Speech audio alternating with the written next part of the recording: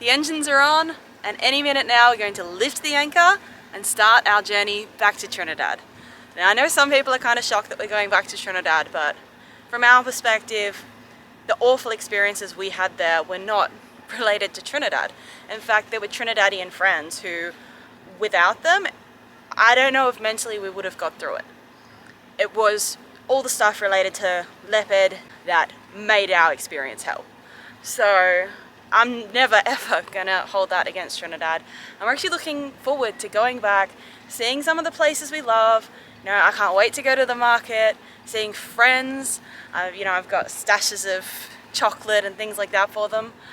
So yeah, I mean, we lived there for almost 2 years. Like, it feels a bit like home now. So it's going to take us a day and a half, about 36 hours to get there. And the route that we're going to take, we're not going on the leeward side of the islands, we're going windward side, Atlantic Ocean. And the plan is to just get out there and beam sail it all the way down with the wind behind us.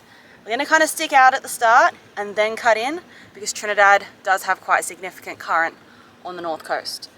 So, last checks and then we're out of here.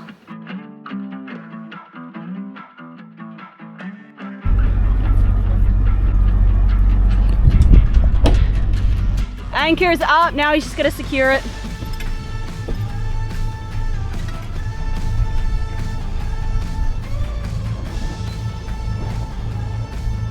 What we have to do now is weave our way out the anchorage, because there are coral bommies and reefs all through here, and then also avoid floats. So there's a lot of fishermen's floats out here, and there's also a few anchor floats too.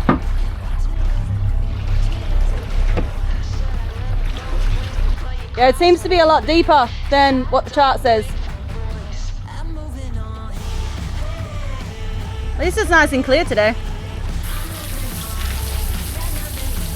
Oh, rainbow. Oh, the water here. Yeah, like the growth is just like blind. Yeah. Yeah, I was pulling that up and I just ran inside the kitchen and washed my hands. I was like, ugh. Yeah, it looks alright. Nice and clear today. There's a float off to our right, you see it? Once you've done that, do the canal. Yep. So I'm just up the front float spotting, because there's a lot of like lobster pot floats and fish trap floats at the start of this bay. And if you get the line for one of those wrapped around your prop, you could be in a lot of trouble.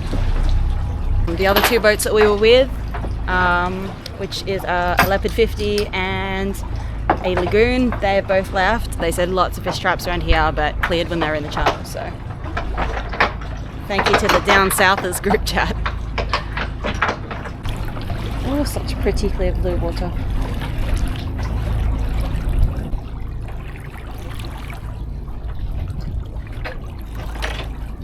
While we're in the anchorage, we started the process of reversing the Genoa line, but couldn't reach it and didn't have a low enough wind day to retie that side, so I'm going to do that now.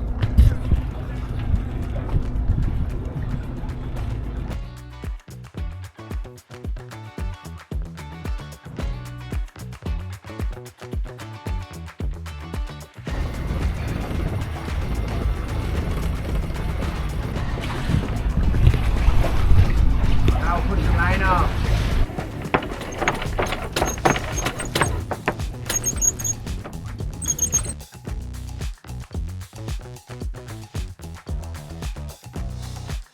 How's the reef? Yeah, fine. Exactly where it was on the way up. Alright, I'm turning her in. So you good? You good? Yeah, I just got to adjust the sail back and loosen the Yeah, but I can top start. line. I'm not having coffee.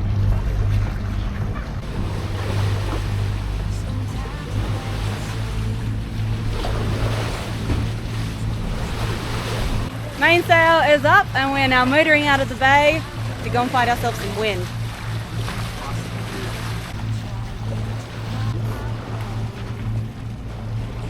Yeah.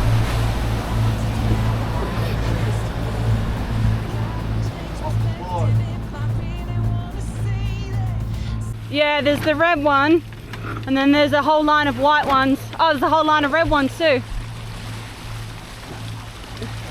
Yeah, I can see about 15 floats. Because you got another red one coming up on your left. There's a white float directly ahead. You've got to go straight through here.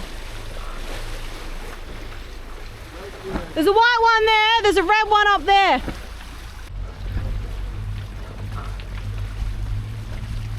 Right now they were having to cut out a little, and then after that it is just all downwind, all the way to Trinidad.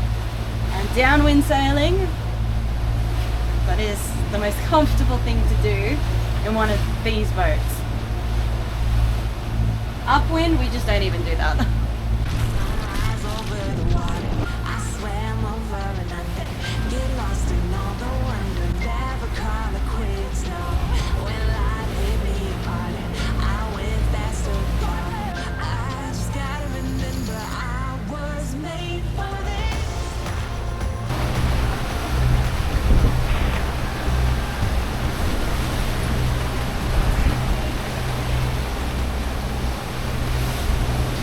I cannot get over how good the sea state is.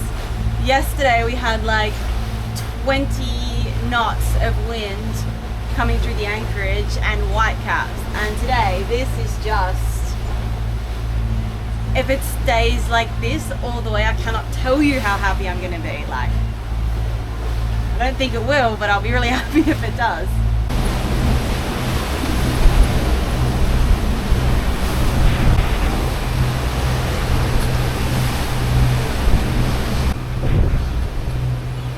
Double rainbow.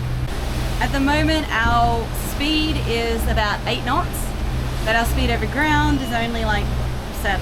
So I suspect we have a bit of a current that we're fighting against as we come down. We have a couple of boats off to our starboard side and then one crossing in behind us too. There's quite a bit of marine traffic around today.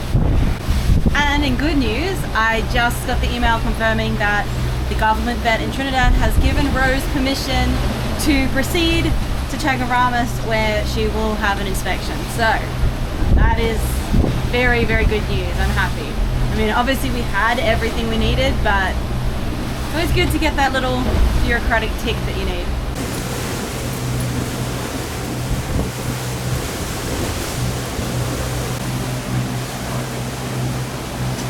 At the moment we're just skimming the coast of Saint Lucia, and then when we get closer to the bottom we're going to turn the boat. That's going to put us more in line with the waves. That will hopefully give us a speed boost. We have to be doing an average of more than 6.5 knots to get to Trinidad during the day. Not a big deal if we get there at night. I mean, we lived there for almost 2 years. We know what it's like coming in and out, so we're not that concerned. It's always nice to get there during the day though, so we'll see.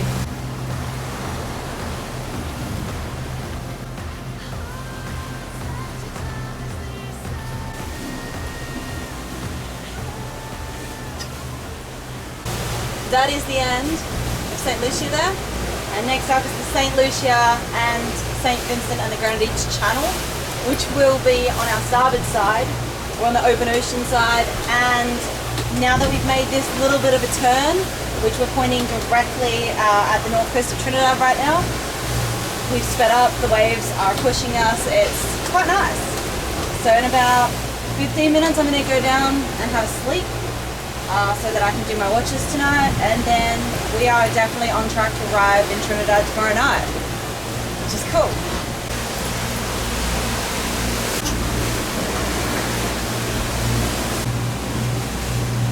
It's like right over all the settings as well. It just happened. Yeah. It's happened in the last hour. Yeah.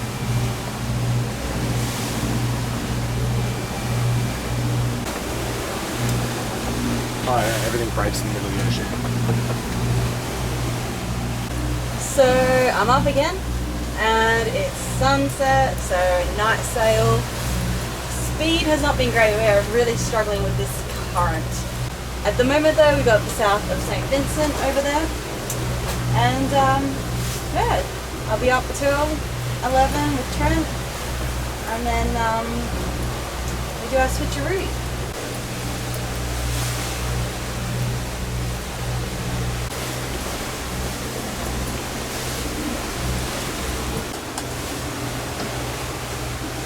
It's almost time for the sun to come up now, almost 5 o'clock, which I really like doing the early hours night work because I like having the sun come up during my watch. It's why I don't mind doing the 4 till 8 shift because we have fixed shifts. It's less important on short passages like this, but when we do long ones, we almost adapt to it like you would if you were doing night shift at work.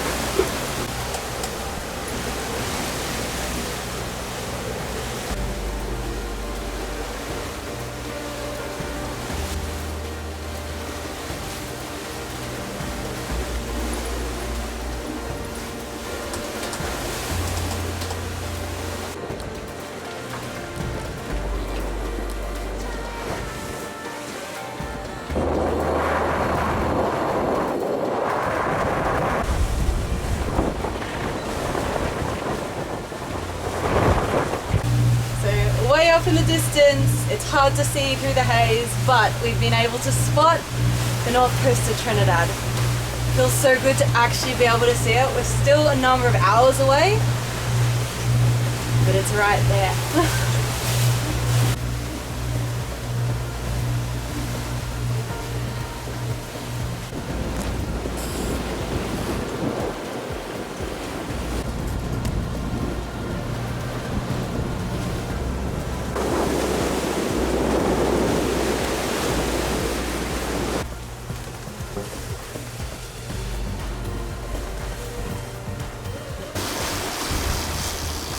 Please don't let it be weed. I don't think it's weed. You don't think it's weed?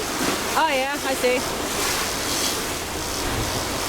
We're thinking Tana might have a fish and not seaweed this time. So I'm just up in the helm, making sure that we're staying on track, having slowed the boat down as much as we can with both sails up. And Trent's down there helping him get whatever this is in. I'm going to be so happy if we got a fish. Like, that will be just our luck.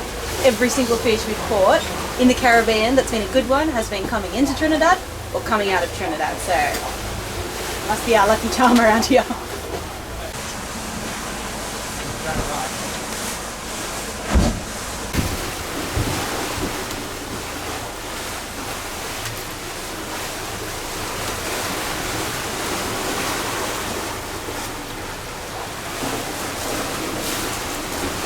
Good. Fish on the pole.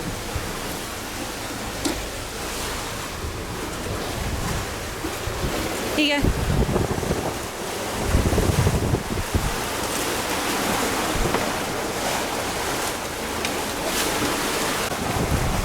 Do you want a bigger knife?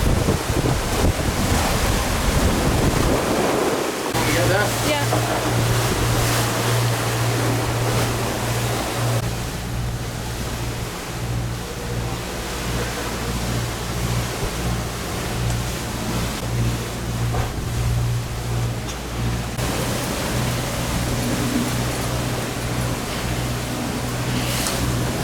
Fucking very much now. We're going to slow down now. No, well, actually, the Tobago shield was the current was here. But I mean for the waves. We might be behind a wave shield, correct?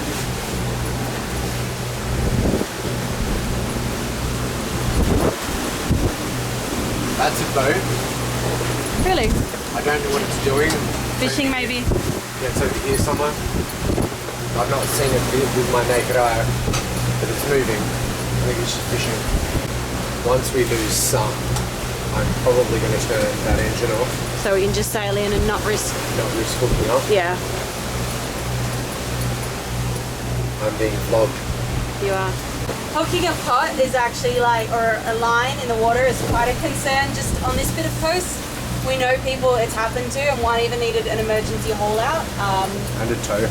At a tow, yeah. What if you run so aground? we definitely don't want to deal with that. We'd rather just punch it, and then when the sun's down and we can't see so well, turn off the motor and sail.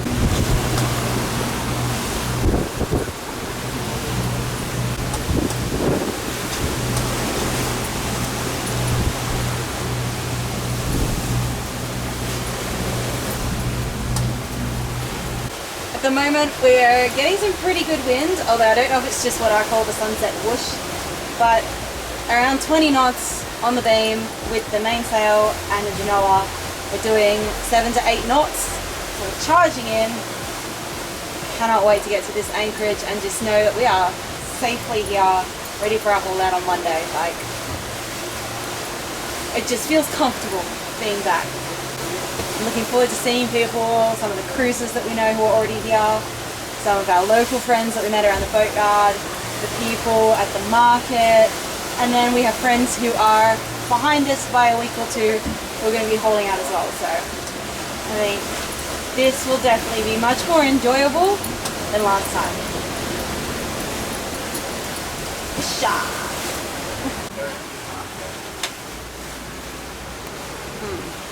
Let's stick it in that node. Blair Witch Project. That is a bit like what you look like. It's a